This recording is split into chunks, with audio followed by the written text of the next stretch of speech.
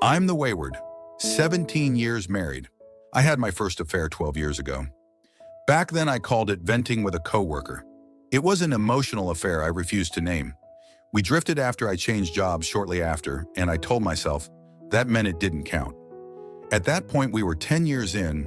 I wanted a vow renewal to mark this new chapter. He didn't understand the ask, didn't like throwing together a small backyard function, but did so anyway because he loved me. Last month he was cleaning my old phone to give to our daughter and found enough to put the pieces together of my second affair. Messages and notes, a cryptic mention of stuff done on a secluded park bench. He came to me calm and straight.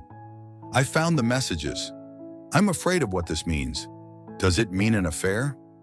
My first answer was the kind people give when they want the consequences to blink. I said it was years ago and I hadn't spoken to AP in years. He said he didn't believe me and started to walk away.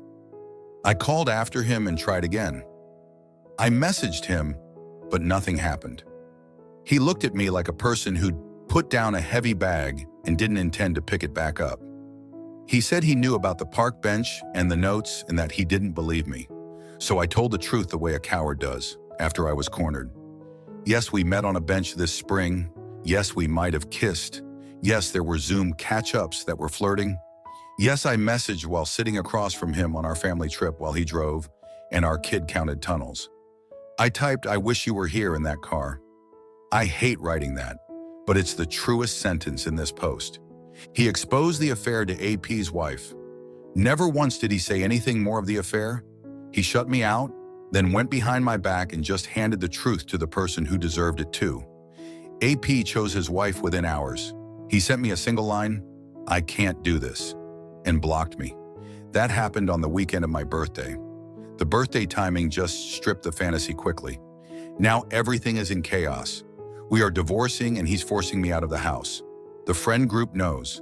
A couple of people have sent neutral messages. Most disappeared. I'm not chasing them or trying to talk anyone into liking me again. Starting in June, I won't have 7-day access to my kids.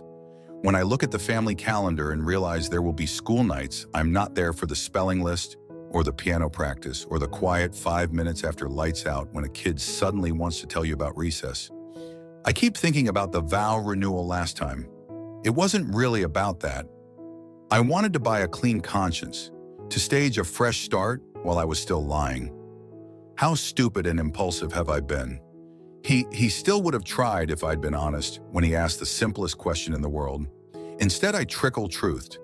Every time he said, "I don't believe you," I peeled back just one more layer like we were negotiating a phone plan.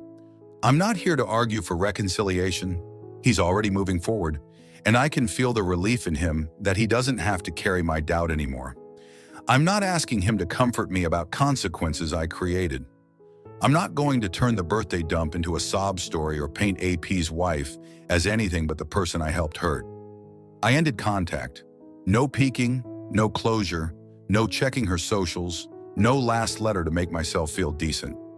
I wrote out a complete timeline with dates and places and devices, and I'm sitting on it until he asks. I won't drop it on him to score points. I got a full STD panel and shared results. I'm in therapy. I'm practicing clean language for the kids so they never hear me spin this into dad being the bad guy. I'm building a budget for a smaller place to live in and trying to meet that reality without sulking. If you've been the wayward who actually did the work and didn't make it about getting your marriage back, I could use a few practical things. When the urge hits to check or explain or rewrite, those 90 seconds where your brain insists you'll die if you don't reach out. What did you do that wasn't just white-knuckling? When the kids ask why June looks different, how do you answer in a way that's honest and age-appropriate and doesn't drag their father? If your betrayed spouse already knows most of the story and is proceeding with divorce, did you offer the timeline once and leave it there, or hand it over to prevent any more landmines? I'm not having a good year, and I earned that. The only wins available to me now are boring ones. Tell the whole truth when asked, keep my side of the street clean, put the kids first in ways they can actually feel. Stop adding new harm. I can't undo the bench vacation while I was still lying. I can decide that this is the last time my husband ever has to say, I don't believe you. And then I can live like someone who understands why he said it. Update, I'm not doing well today. The tiny apartment I moved into is half packed. The calendar flips toward September, which is when divorce will be finalized, and my chest feels like it's full of wet sand. Since D-Day, I've stopped drinking, started therapy, and I'm keeping my phone clean and boring. No more drama from AP. I told myself I'd do those things no matter what happened with the marriage, because I can't stand who I was. For about a month and a half, I've kept that line. Then the last couple of weeks got messy. CBX had asked for no contact so he could breathe. I said, okay, I meant it. Then he reached out to check in, and I answered, because of course I did. We told ourselves it was just about the kids and the move. It wasn't. We slipped and were intimate a few times.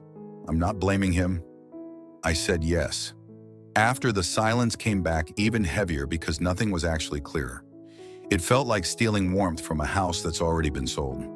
I keep wanting to fix this by talking more, explaining more, promising better. Communication was one of our biggest problems, and now the thing I want to practice is the thing he can't take from me right now. I hate that my impulse to connect put me in a situation where I was used for my body. I hate that I used his body to reassure myself he wasn't gone when he's telling me, kindly, directly, that he is. Today I put the ring in a small dish on the dresser and left it there. I'd not wear it again. It's the end after so many years. I called my therapist instead of texting him. I took the kids' school forms to the copier and cried in the car like a cliche until it passed. If anyone has walked through this specific limbo, no contact requested, but little flare-ups of contact and intimacy that set everyone back. How did you stop participating in the confusion without turning it into a fight? I want to respect the boundary even if it means he never comes back. I want to be a steady parent who does not add fresh harm. Right now, that looks like letting the space stay empty and not rushing to fill it with my fear. Comments wayward here. What you're calling limbo is really pain management, not progress. The check-ins and the intimacy feel like connection in the moment, then the crash hits and you're both worse off. You can help by being the one who stops the cycle. Don't initiate anything. When he reaches out for more than pure logistics, give one short, respectful line and step back. Something like, I'm honoring your no contact. For kid or move logistics, I'm available. Otherwise, I'll give you space. Then follow it. Keep answers about the kids boring, timely, and kind, and end the exchange. That's not cold. That's you becoming safe, clear, boundaried, and consistent. If reconciliation ever happens, it will come from that steadiness, not from stolen closeness. When the urge hits to text, explain, or reach for his body, sit still until the wave passes and replace it with one neutral task you can complete right now. Fold a box, take a walk around the block, write the message you want to send and save it in notes instead. If you break no contact, don't spiral, reset and return to quiet.